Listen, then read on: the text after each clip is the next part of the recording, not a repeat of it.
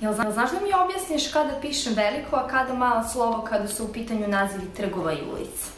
Znaš da mi objasniš? Joj, spasila si me, super! Ćao, ti gledaš Sovicu bez puškica, a u današnjoj lekciji radimo nazive trgova i ulica. Kod naziva trgova pogledaj ovako. Terazije.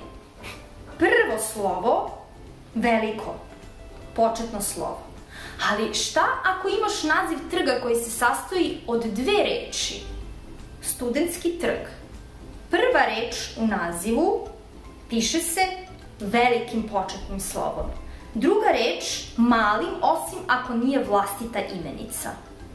Međutim, ovo trg, kada staviš na početak, isto će biti napisano velikim slovom. Kao ovde ovo S, tako i ovde, zato što je prva reč u nazivu.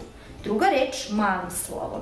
Tako je i za Dunavski kej i za Obilićev venac. Šta ćemo kod ulica? Bulevara. Evo pogledaj. Bulevar cara Aleksandra. To jest Lazara, pardon. B, veliko slovo, zato što je početak naziv. Car je titula, a titule se pišu malim slovom. Lazar kao vlastito ime, naravno velikim slovom.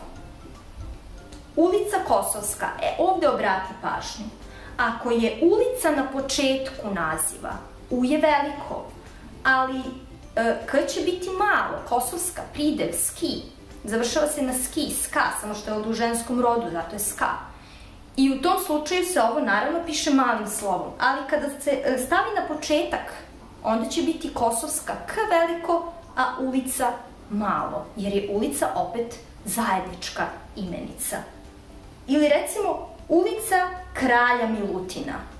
U je veliko, naziv, kralj, titula, malo slovo, Milutin, vlastito ime, veliko slovo. Ali ako kažeš stanujem u Kralja Milutina, onda ćeš napisati K veliko i M naravno veliko. Stanujem u Kralja Milutina.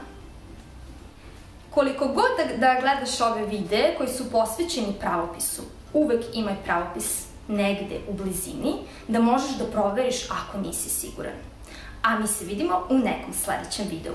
Klikni subscribe i uradi kviz. Ćao!